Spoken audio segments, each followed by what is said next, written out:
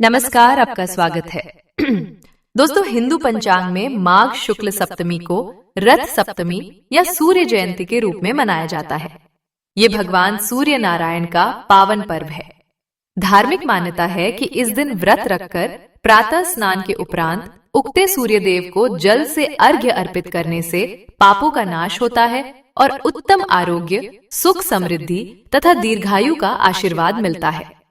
सूर्य देव को आत्मा का कारक और समस्त जगत का जीवनदाता माना गया है। सूर्य परम प्रत्यक्ष देवता है, जिनके दर्शन हम सभी रोज कर सकते हैं।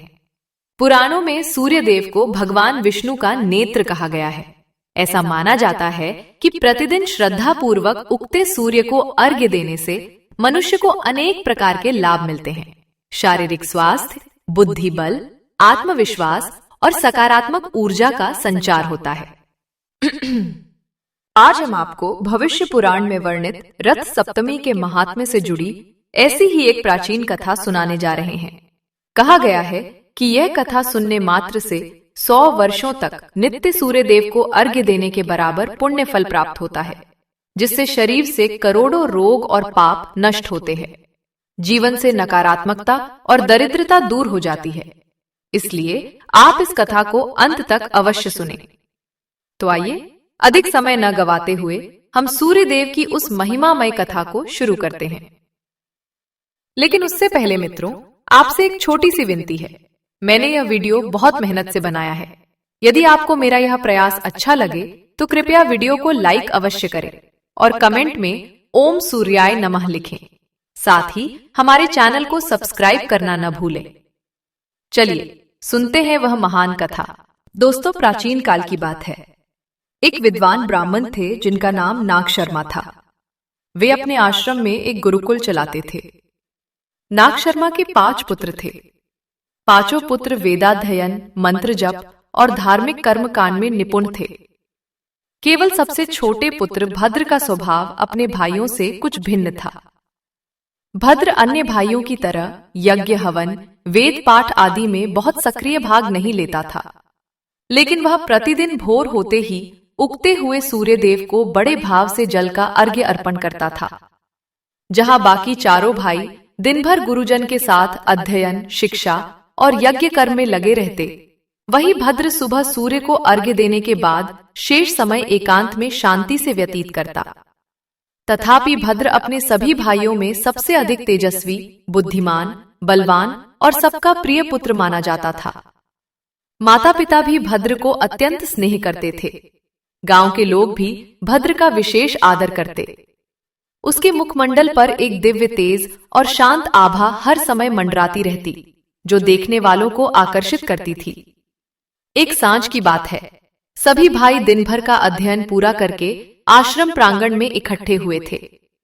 रोज की भांति चारों बड़े भाई अर्चन, वसु, मित्र और गौतम गुरुजी के साथ पूजा पाठ, हवन और शास्त्र अध्ययन में व्यस्त थे, जबकि भद्र ने उस दिन भी केवल प्रातः काल सूर्य देव को अर्घ्य देने की क्रिया पूरी करके शेष समय विश्राम में बिताया था। उन चारों भाइयों के मन में यह विचार उठा कि भद्र बिना विशेष परिश्रम किए इतना मान सम्मान और सफलता कैसे पा रहा है। आखिर बड़ा भाई अर्चन स्वयं को रोक न सका। उसने प्रेम पूर्वक भद्र से पूछा, हे भद्र, हम देखते हैं कि प्रतिदिन हम मंत्रों का उच्चारण करते हुए पूजा पाठ, हवन, यज्ञ आदि सभी धार्मिक कर्म करते हैं, पर तुम इन सब में उतना भाग नहीं लेते। फिर भी तुम हम सबसे अधिक बुद्धिमान, निरोगी और सबके लाडले कैसे हो? गुरुजी भी तुम पर विशेष अनुग्रह करते हैं। माता पिता भी तुम्हें ही सबसे अधिक स्नेह देते हैं। इसका रहस्य क्या है? हम भी जानना चाहते हैं। भद्र ने अपने भाइयों की ओर देखा और हल्के से मुस्कुराया। उसकी आंखों में एक आश्वस्त चमक थी। वह शांत स्वर में बोला, भाइयों, सच बताऊं, मुझे जो कुछ भी प्राप्त हुआ है उसके पीछे एक ही कारण है। मैं प्रतिदिन प्रभात काल में उदय होते सूर्य देव को श्रद्धा पूर्वक अर्घ्य अर्पित करता हूं। सूर्य नारायण की उपासना करने के फलस्वरूप ही मुझे जीवन में यह तेज, बुद्धि, स्वास्थ्य और आदर प्राप्त हुआ है। भद्र का उत्तर सुनकर सभी भाई अचंभित रह गए। वे एक दूसरे का मुंह ताकने लगे। अंत अंत में दूसरे नंबर के भाई वसु ने उत्सुकता पूर्वक पूछा, क्या केवल सूर्य को अर्घ्य देने भर से इतने लाभ मिल सकते हैं? भद्र, हमें सूर्य को अर्घ्य देने का महात्म्य विस्तार से बताओ। सूर्योपासना में ऐसी कौन सी अद्भुत कृपा निहित है? यह सुनकर भद्र गंभीर हो गया। उसने प्रेम से भाइयों की ओर देखा और कहा, मेरे बंधुओं, सूर्यदेव की कृपा से ही मुझे अपने पूर्व जन्म का रहस्य ज्ञात हुआ है। मुझे जो कुछ भी मिला है वह मेरे पूर्व जन्म के कर्मों का ही फल है। इसीलिए मैं तुम्हारी जिज्ञासा अवश्य पूरी करूंगा। ध्यानपूर्वक सुनो।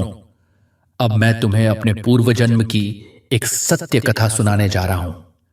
भाइयों ने उत्सुकता से चुपचाप भद्र की ओर देखना शुरू किया और भद्र कहना शुरू करता है, भाइयों, यह कथा मेरे पूर्व जन्म की है। वह समय अत्यंत प्राचीन था। उस समय पृथ्वी पर इक्ष्वाकु नाम के एक प्रतापी राजा राज्य करते थे। महाराज इक्ष्वाकु सूर्यवंश के राजा थे और न्यायनिष्ठ व धर्मपरायण शासक के रूप में प्रजा में विख्यात थे। ऋषि वशिष्ठ के परामर्श से महाराज इक्ष्वाकु ने सरयू नदी के पवित्र तट पर भगवान सूर्यदेव का एक सुंदर भव्य मंदिर बनवाया था। प्रतिदिन प्रातः और सायं उस मंदिर में सूर्योपासना और आरती हुआ करती थी। उस मंदिर और उसकी पूजा से आसपास के पूरे वन्य क्षेत्र का वातावरण पवित्र और प्रभामय बन गया था। किंतु उसी पवित्र वन प्रदेश में एक दुष्ट व्यक्ति भी विचरण करता था और वह दुर्भाग्य से मैं स्वयं था। उस जन्म में मैं एक व्याध अर्थात शिकारी था, बल्कि कहना चाहिए कि अत्यंत क्रूर और पापी मनुष्य था। मेरा नाम दुर्जन था। यह कहते हुए भद्र के स्वर में ग्लानि भर उठी और पूर्व जन्म में उसका जो नाम था दुर्जन, उसे लेते ही स्वयं उस नाम में निहित दुष्टता झलक उठी। भाइयों के चेहरों पर एकाएक आशंका और जिज्ञासा की छाया दौड़ गई। हाँ, पिछले जन्म में मैं दुर्जन नाम का एक लालची और निर्दयी शिकारी था। यद्यपि मैं वन में रहने वाला एक आदिवासी मानव था, लेकिन मेरे हृदय में किंचित भी दया न थी। मुझे तो केवल हिंसा और लूटपाट में ही आनंद मिलता था। मैं घने जंगल में घूमता और आने जाने वाले जानवरों का शिकार किया करता। केवल पशु ही नहीं, कभी कभी जो पथिक रास्ता भटक कर उस निर्जन वन में आ जाते, मैं उन्हें भी लूटकर उनका सर्वस्व छीन लेता और प्राण तक ले लेता। मेरे पापों से वन के सभी जीव भयभीत रहते थे। मेरा हृदय पत्थर के समान कठोर बन चुका था। लोग मुझे दुर्जन शिकारी के नाम से जानते थे और दूर से ही बचने का प्रयत्न करते थे। लेकिन मैं निर्ममता से एक के बाद एक शिकार कर अपनी क्रूर भूख शांत करता रहा। जैसे जैसे मेरे दुष्कृत्यों की श्रृंखला बढ़ती गई, वैसे वैसे मेरा हिंसक दुस्साहस भी बढ़ता गया। अब केवल पशुओं का रक्त देखना मुझे संतुष्ट नहीं करता था। मैंने इंसानों पर भी धावे बोलना शुरू कर दिया। उस जंगल से होकर जाने वाले व्यापारी या साधु संत भी मेरे भय से कांपते थे। मैं वृक्षों की आड़ में छिपकर रास्ते से गुजरने वालों की ताक में रहता था। कोई अकेला राहगीर हाथ लग जाता तो उसके धन गहने लूटकर उसे मार डालने में मुझे जरा भी अपराध बोध नहीं होता था। निर्दय रक्तपात ही मेरे जीवन का आनंद बन चुका था। हिंसा ही मेरा धर्म बन गया था। इस प्रकार कई वर्ष बीत गए। मैं पाप के गर्त में गहरे से गहरा डूबता चला गया। मेरे चेहरे पर हमेशा क्रोध की विकृत छाया छाई रहती, आंखों में भयंकर रक्तिम आभा और हाथ में सदैव रक्त से सना हुआ धनुष बाण रहता। ऐसा लगता मानो कोई राक्षस ही उस रूप में जन्म ले चुका हो। जंगल के सारे जीव जंतु मेरे नाम से ही कांप उठते थे। गांव के लोग भी उस वन से गुजरने से कतराते। रात दिन तो दूर की बात, दिन के उजाले में भी कोई वहां आने का साहस नहीं करता था। मेरे पाप कर्मों से धरा भी कलंकित हो रही थी, परंतु परमेश्वर के विधान से जिसे दंड मिलना निश्चित हो, उसकी रक्षा कहीं नहीं हो सकती। मेरे अत्याचारों का अंत भी अब निकट आ पहुंचा था। एक दोपहर की बात है। मैं उस दिन एक जंगली सुअर का पीछा कर रहा था। सुअर घायल हो चुका था और अपनी जान बचाने के लिए बदहवास भाग रहा था। उसके पीछे मैं रक्त बुझे तीर को कमान पर चढ़ाए पागलों की तरह दौड़ रहा था। वन में हर तरफ घनी झाड़ियों और हल्का कुहासा छाया हुआ था। अचानक मुझे अनुभव हुआ कि मैं रास्ता भटक गया हूं, क्योंकि वह सूअर मेरी आंखों से ओझल हो चुका था। क्रोध और हताशा में मैं इधर उधर खोजने लगा। इतने में मेरे सामने सहसा एक विशाल अजगर प्रकट हो गया। वह आकार में अत्यंत लंबा चौड़ा अजगर एक पेड़ के नीचे कुंडली मारे पड़ा था। जैसे ही मैंने उसे देखा, पलक झपकते ही वह अजगर फुर्ती से हरकत में आया और क्षण भर में उसने स्वयं को लपेटकर मेरे चारों ओर कसकर लिपटा लिया। मुझे कुछ समझ में आता उससे पहले ही उस अजगर ने अपने भारी भरकम शरीर के कुंडलों में मुझे पूरी तरह जकड़ लिया था। उसके बलवान शरीर के चक्रव्यूह में मेरे हाथ पांव बुरी तरह दब चुके थे। मैं जोर से चिल्लाया। जीवन में मैंने कितनों को इसी तरह बेरहमी से पकड़ा था, पर आज शिकारी खुद ही फंदे में फंस चुका था। अजगर के शक्तिशाली कुंडल जैसे जैसे कसने लगे, मेरी श्वास घुटने लगी। उस भयानक सर्प की आंखों से मानो अंगारे निकल रहे थे। उसने अपना सिर ऊपर उठाकर जोर से फुफकारते हुए मुंह आगे बढ़ाया और मेरे चेहरे के सामने ले आया। मैं थर थर कांप रहा था, बुरी तरह भयभीत हो चुका था। मन में क्षणांश विचार आया, आज मेरा अंत आ पहुंचा है। अब यह अजगर मुझे जीवित निगल जाएगा और मेरा नाम और निशान मिट जाएगा। मैंने एक हाथ से किसी तरह अपना लंबा शिकारी चाकू म्यान से निकाल लिया और उसी कुंडली के घेरे में जितना बन पड़ा, अजगर के शरीर पर घाव करने के लिए वार करने लगा। लेकिन उस विशाल सर्प की मोटी चमड़ी पर मेरी छुरे के प्रहार कोई असर नहीं कर रहे थे। उलटे मैं जितना अधिक छटपटाता गया, वह अजगर उतनी ही क्रूरता से फुंफकार मारकर मुझे और कसने लगा। आखिर हिम्मत हारकर मैं डर के मारे चीख पुकार करने लगा, बचाओ, कोई है, मेरी मदद करो, यह अजगर मुझे निगलने वाला है। मैं प्राणांतक वेदना से चिल्ला रहा था, लेकिन उस निर्जन वन में मेरी मदद को कोई न था। अंततः मैं उसी अजगर को विनती करने लगा, कृपा करके मुझे छोड़ दो हे नागराज, मुझे जीवित रहने दो। मैं फिर कभी ऐसी हिंसा नहीं करूंगा। अगर मैं जीवित बच गया तो प्रायश्चित्त करूंगा। मेरी यह बात सुनते ही अजगर और अधिक जोर से फुफकार उठा। उसकी घृणास्पद आवाज कानों में गड़गड़ाती हुई सुनाई दी। अरे दुष्ट मानव, मैं इस वन के प्राणियों का रक्षक हूं। तूने अनेक निष्पाप जीवों का वध किया है। देवताओं ने स्वयं तुझे मेरे आहार के रूप में यहां भेजा है। आज तेरे पापों का ये शायद यही अंत होगा। इतना कहकर उस अजगर ने मुझे और जोर से जकड़ लिया। मेरा श्वास लगभग रुकने लगा। शरीर की हड्डियां चटकने की नौबत आ गई। मेरी आंखों के आगे अंधेरा छाने लगा। जीवन की डोर टूटने ही वाली थी। मुझे स्पष्ट रूप से अपने सभी पाप याद आने लगे। जिन प्राणियों को मैंने मारा था, उनके हृदय विदारक चेहरे आंखों के सामने तैरने लगे। उनकी पीड़ा भरी चीखें कानों में गूंजने लगीं। मैं मन ही मन भयभीत होकर पहली बार वास्तव में पछताने लगा। मैंने कितने भयानक अपराध किए हैं। हे ईश्वर, अब प्रायश्चित्त करने के लिए बहुत देर हो चुकी है। मेरी आंखों से आंसू बह निकले। तभी अचानक जंगल के पक्षियों का कलरव थम गया।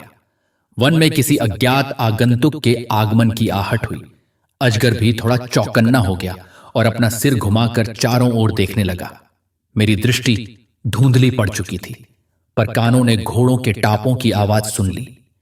कुछ ही क्षणों में सामने से एक तेजस्वी रथ आता दिखाई दिया।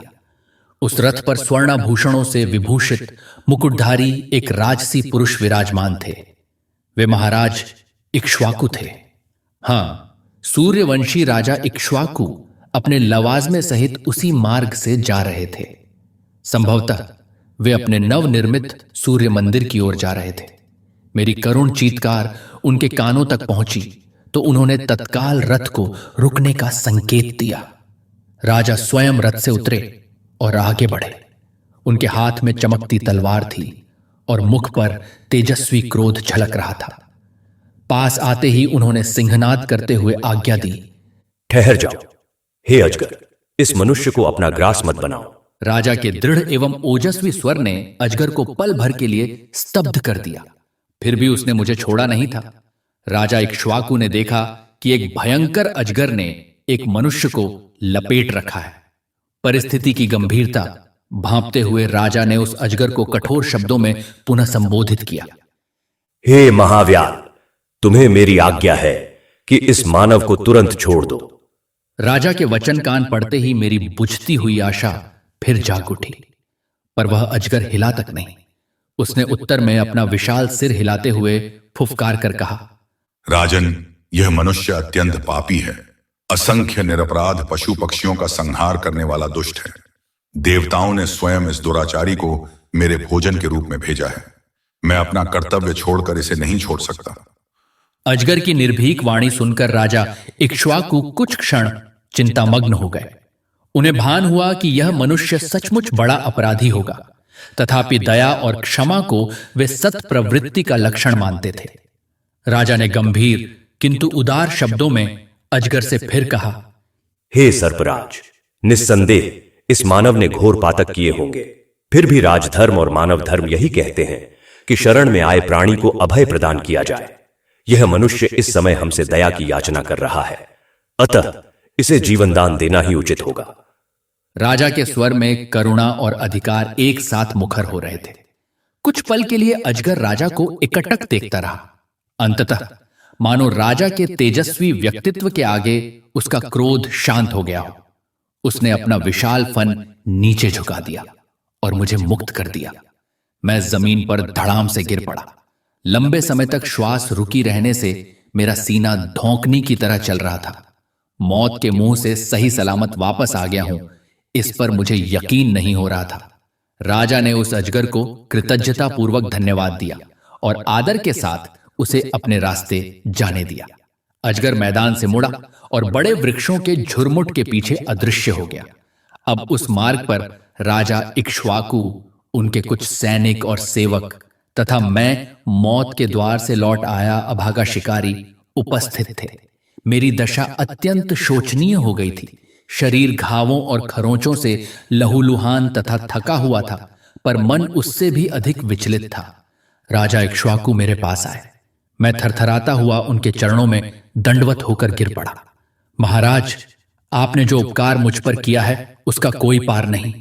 आपने मुझे मृत्यु के जबड़े से खींच निकाला। आप महान हैं। मैं कृतज्ञता से कुछ असंबद्ध सा बड़बड़ा रहा था। आंखों से आंसू छलक आए थे। जीवन भर दूसरों को तुच्छ समझने वाले मेरे हृदय में पहली बार किसी के उपकार की गहराई महसूस हुई थी। राजा ने स्नेहपूर्वक मुझे उठाया और प्यार से पूछा, हे मनुष्य, तुम कौन हो? इस वन में क्या कर रहे थे? और यह अजगर तुम्हें क्यों निगलना चाहता था? उनके प्रश्नों ने मुझे उलझन में डाल दिया। एक पल को मन में विचार आया कि झूठ बोल दूं, लेकिन राजा के सम्मुख असत्य मुंह से निकल ही नहीं सका। मैंने लज्जा से सिर झुकाकर नरमी से कबूल किया। महाराज, मैं इस इलाके का एक शिकारी हूं। सच कहूं तो मैं एक अत्यंत पापी डाकू हूं। वर्षों से मैं इस अरण्य में प्राणियों का निर्दयता से वध करता आया हूं। इतना ही नहीं, अगर कोई मनुष्य अकेला मिलता तो उसे भी लूटकर मार डालता था। मेरे हाथ और आत्मा अपरिमित पापों से कलुषित है। आज मुझे उन्हीं कर्मों का फल भोगना पड़ रहा था। यह सुनते ही राजा के माथे पर सलवटें उभर आईं। उनकी आंखों में क्रोध और दुहक का मिश्रित भाव दिखाई दिया। उन्होंने कठोर स्वर में मुझे फटकार लगाई, अरे दुष्ट, तुझे लाज नहीं आती ऐसे अधम कर्म करते हुए?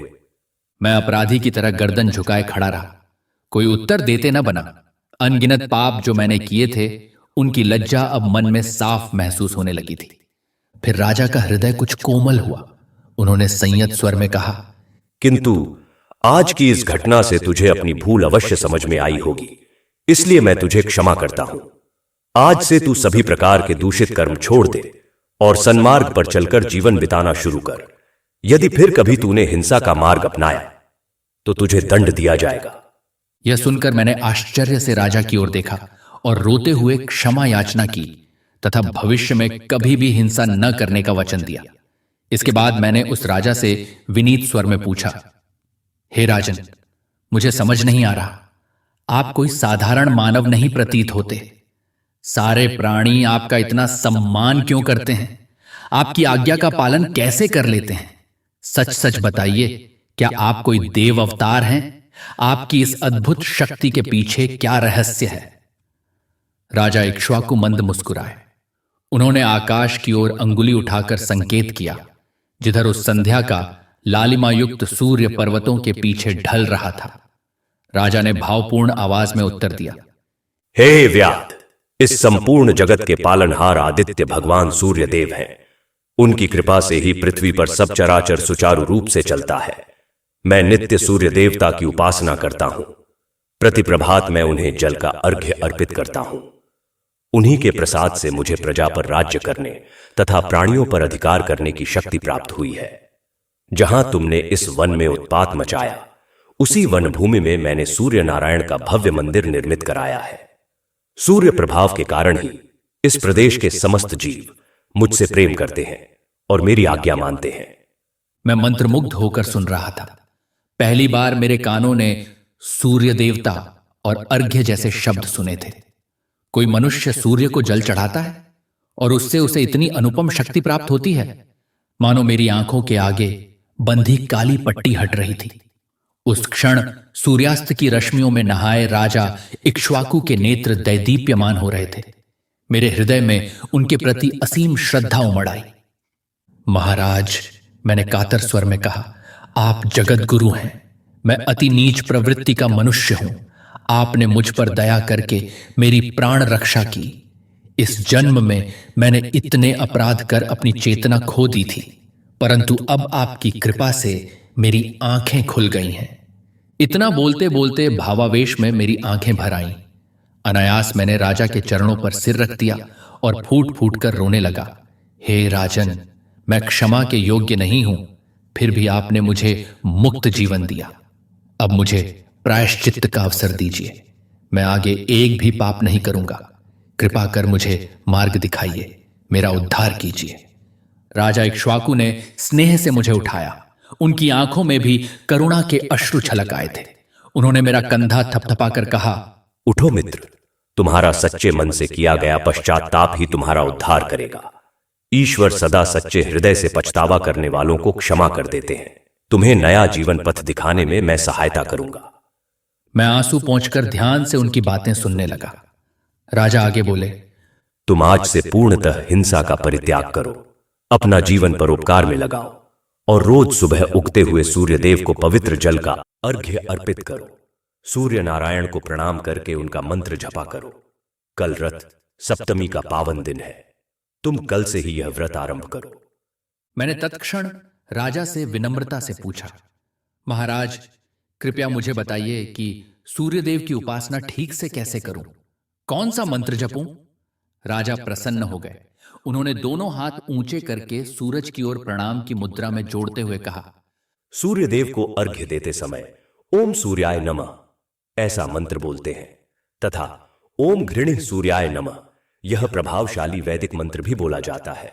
कल सूर्योदय के समय स्नान करके पवित्र होकर तुम पूर्व की ओर मुख करके तांबे के कलश से धीरे धीरे जल छोड़ते हुए सूर्यदेव को अर्घ्य अर्पित करना। मन में सूर्यदेव की प्रार्थना करना। अपने पापों के प्रायश्चित्त स्वरूप हिंसा पूर्णतः त्याग देना। परमेश्वर निश्चित ही तुम्हें के क्षमा करेंगे। इतना समझाकर राजा ने अपना मार्ग पकड़ा और अपने सैनिकों के साथ आगे बढ़ गए। मैं हाथ जोड़कर उन्हें जाते हुए देखता रहा। सूर्यास्त हो रहा था। राजा और उनका दल कुछ ही देर में नजर से ओझल हो गया। मैं उस जंगल में एक पत्थर के समान कुछ पल निश्चल खड़ा रह गया। यह दिन मेरे लिए नवजीवन पाने से कम नहीं था। उस संध्या मैंने मन ही मन दृढ़ निश्चय किया कि अब शेष जीवन पाप कर्मों से निकलकर ईश्वर भक्ति में लगाना है। मैंने तुरंत अपना धनुष बाण एक पेड़ के नीचे तोड़कर फेंक दिया। हथियार त्यागते ही मुझे बहुत हल्का महसूस हुआ, मानो वर्षों का पाप भार उतर गया हो। ऐसा प्रथम अनुभव हुआ। उसके बाद मैं नदी किनारे गया। सूर्यदेव तब तक अस्त हो चुके थे। मैंने हाथ जोड़कर उस दिशा में प्रणाम किया और उस रात को पहली बार चैन की नींद सोया। अगले दिन भोर होते ही मेरी आंख खुल गई। उम्र भर मैं देर से उठता था, पर उस दिन पर्वतों के पीछे से सूर्य की किरणें झांकते ही मेरी नींद स्वतः टूट गई। याद आया कि राजा ने आदेश दिया था, आज से ही सूर्योपासना आरंभ करनी है। मैं जल्दी से सरयू नदी में जाकर डुबकी लगाकर नहाया, शरीर को शुद्ध किया। फिर एक तांबे के लोटे में स्वच्छ जल भरा। ध्यान आया कि राजा ने बताया था कि अर्घ्य के जल में थोड़ा लाल चंदन या कुमकुम और कोई लाल पुष्प अर्पण हेतु डालना है। मैंने नदी तट की कुछ लाल मिट्टी उठाकर पानी में घोल दी। वहां जल पर कुछ लाल लाल जवा, गुड़हल के फूल तैर रहे थे। उनमें से 2 फूल उठाकर लौटे में डाल दिए। पूर्व आकाश में सुनहरी लाली फैलने लगी थी। मैंने दोनों हाथों से लौटा पकड़कर सूर्य देवता का स्मरण किया। मन ही मन ओम सूर्याय नमः, ओम भास्कराय नमः ऐसा मंत्रोच्चार करते हुए धीरे धीरे वह पवित्र जल सूर्य को समर्पित करने लगा। जीवन में पहली बार मैं किसी को मारने के लिए नहीं, बल्कि देवता को अर्पित करने के लिए जल अपने हाथों में लिए हुए था। सूर्य की कोमल किरणों में होकर वह जलधारा चमकती हुई नीचे गिर रही थी। उस झरने जैसी प्रवाहमान धारा के पार से मैंने सूर्य भगवान का दर्शन किया। लाल लाल सूर्य को सीधे देख पाना संभव नहीं था, लेकिन प्रवाहित पानी के माध्यम से आती सूर्य किरणों के बीच सूर्य नारायण मानो मुझसे संवाद कर रहे थे। मंत्रोच्चार सहित संपूर्ण जल अर्पित करने के बाद मैं झुककर पृथ्वी को मस्तक से लगाया, भीगे हाथों को माथे पर रखकर प्रणाम किया।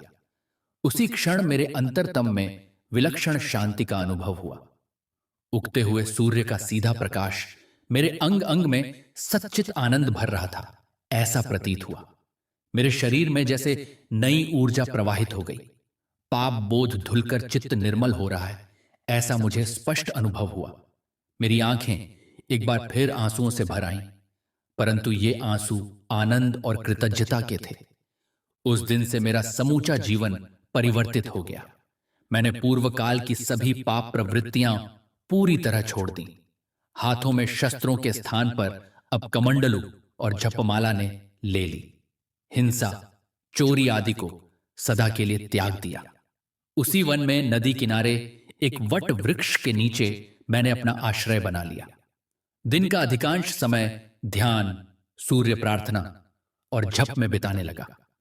प्रकृति के जीवों पर मैंने जो अत्याचार किए थे, उनके प्रायश्चित स्वरूप स्वयं को उनकी सेवा में समर्पित कर दिया। घायल प्राणियों की देखभाल करना, भूखे जीवों को अन्न देना जैसे पुण्य कर्म करने लगा। अब सूर्य उपासना में मेरा चित्त रम गया था। मैं प्रतिदिन भोर में अर्घ्यदान करना कभी नहीं चूकता। जैसे जैसे नियमित रूप से मैं जल अर्पित करने लगा, वैसे वैसे मेरे मन पर पड़े पापों के कलुष धुलने लगे। यद्यपि मेरा शरीर पहले के घावों से क्षीण हो चुका था, किंतु मन पहले से अधिक तेजस्वी और प्रसन्न चित्त होता गया। कोई रोग या भय अब मानो मुझे छू तक नहीं रहा था। मेरे अंतरात्मा में सूर्य शक्ति प्रज्वलित हो चुकी थी।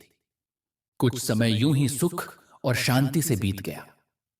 मुझे सदैव यह अनुभूति होती रही कि सूर्यदेव की कृपा मुझ पर बनी हुई है, लेकिन जो पाप मैंने किए थे उनके फल भोगे बिना नहीं कटते। मेरे विगत जीवन के कुछ पाप फल संभवतः अभी शेष थे। एक दिन प्रातः मैं रोज की भांति अर्घ्य देने हेतु नदी किनारे गया। बड़ी सुंदर निर्मल भोर थी। सूर्य एक बार फिर उदय हो रहे थे। मैंने तांबे का लौटा उठाया और सूर्य को अर्घ्य देने लगा। उसी समय अचानक मेरे पैर पर कुछ ठंडा स्पर्श हुआ। नजर डाली तो क्या देखता हूं, एक काले रंग के विषैले नाग ने मेरे पैर पर डंस लिया था। क्षण भर को मेरी तन्मयता टूट गई। अपने पैर में सर्पदंश देखकर मैं चौंक पड़ा। कुछ ही क्षणों में विष शरीर में फैलने लगा, ऐसा मुझे आभास हुआ। मेरी आंखों के आगे अंधेरा सा छाने लगा। मैंने लौटा हाथ से नीचे रख दिया और धरती पर बैठ गया। उस नाग ने अत्यंत अप्रत्याशित रूप से दंश किया था। संभवतः मेरे शेष रहे पापों के फलस्वरूप सर्पदंश से मेरा अंत समीप आ पहुंचा था। अंतिम क्षणों में मैंने सूर्यदेव को प्रणाम किया और भूमि पर गिरकर ढेर हो गया। उसी क्षण मेरे प्राण तन से निकल गए। मैंने शांत भाव से अंतिम श्वास ली। एक दिव्य प्रकाश पुंज मुझे घेर कर आकाश की ओर खींचने लगा, मानो मेरी साधना की परीक्षा पूरी हो चुकी थी। आगे का दृश्य अविस्मरणीय था। मैंने देखा कि आकाश से एक दिव्य विमान नीचे उतर आया है। उस विमान से प्रकाशमान सुंदर देवदूत उतरे। उन्होंने स्नेहपूर्वक मेरी आत्मा को उस विमान में आसन दिया। मेरा निष्प्राण शरीर नीचे पड़ा हुआ मैं देख पा रहा था। वह काला पड़ चुका था, पर चेहरे पर शांति और संतोष की झलक थी। वह दिव्य विमान मुझे ऊपर आकाश की ओर ले चला। कुछ ही पलों में हम सूर्यलोक में प्रविष्ट हुए। आहा, चारों ओर केवल प्रकाश, तेज और आनंद का साम्राज्य था। सूर्यदेव के लोक की शोभा और शांति का वर्णन करने के लिए मेरे पास शब्द नहीं है। उस दिव्य धाम में मुझे अपार आनंद की प्राप्ति हुई। सूर्यदेव की कृपा से मुझे एक अखंड कल्प अर्थात अत्यंत दीर्घ काल तक सूर्यलोक में निवास करने का सौभाग्य मिला। इतना महान मोक्ष तुल्य वरदान मिलेगा, यह मैंने स्वप्न में भी नहीं सोचा था। कालांतर में जब उन पुण्य फलों का उपभोग समाप्त हुआ तो मुझे पृथ्वी तल पर नए जन्म के लिए भेज दिया गया। सूर्यलोक से ही अगले जन्म के लिए सूर्यदेव को प्रणाम करके मैं निकला। और देखो, इस जन्म में मुझे एक ब्राह्मण कुल में मानव जन्म प्राप्त हुआ। मैं तुम सबका छोटा भाई भद्र बनकर इस धरती पर आया। पूर्व जन्म में किए गए रथ सप्तमी व्रत का ही परिणाम है कि इस जन्म में मुझे विद्या, बुद्धि, स्वास्थ्य और ऐश्वर्य प्राप्त हुआ। सूर्य कृपा से ही मुझे अपने पूर्व जन्म की स्मृति है और इसी कारण मैं सूर्योपासना से कभी विमुख नहीं हुआ। भद्र ने अपने पूर्व जन्म की कथा समाप्त की और चुप हो गया। सभी भाई उस अद्भुत सत्य कथा को तल्लीन होकर सुन रहे थे। भद्र के स्वर में ऐसा माधुर्य था कि सुनने वालों की आंखों के सामने मानो एक एक दृश्य जीवंत होकर प्रकट होता गया। भद्र के मौन होते ही कुछ देर तक कोई भी कुछ न बोल सका। वातावरण में संध्या काल की सुरम्य निस्तब्धता छाई थी। नील नभ पर तारे टिमटिमा रहे थे। तभी सबसे बड़े भाई अर्चन ने धीरे से आगे बढ़कर भद्र के सिर पर हाथ रखा और स्नेहपूर्वक बोले, क्या अद्भुत कथा है भद्र। सच में सूर्य देवता की महिमा अपरंपार है। हमने अनजाने में तुम्हें तुच्छ समझा, उसके लिए क्षमा करना। अब समझ में आया कि तुम भले ही अन्य पूजा पाठ में उतना सम्मिलित नहीं हुए, किंतु भगवान भास्कर की आराधना करके वास्तव में तुमने सब कुछ प्राप्त कर लिया है। अन्य भाइयों ने भी अश्रुपूर्ण नेत्रों से भद्र को गले लगाया। वसु ने कहा, भद्र, तुम्हारे अनुभव ने हमारी आंखें खोल दी। अब हम भी कल से नित्य नियम पूर्वक सूर्य को अर्घ्य अर्पित करेंगे। मित्र ने भी सहमति में सिर हिलाया। हां, जीवन को सचमुच उज्जवल तो सूर्योपासना से ही होता है, यह सिद्ध हो गया है। चौथे भाई गौतम ने उत्साह से कहा, सत्य है, सूर्य देव की उपासना से बढ़कर कुछ नहीं। हम जो यज्ञ हवन आदि करते हैं उतने ही नहीं बल्कि उससे भी अधिक फलदायी यह सरल क्रिया है।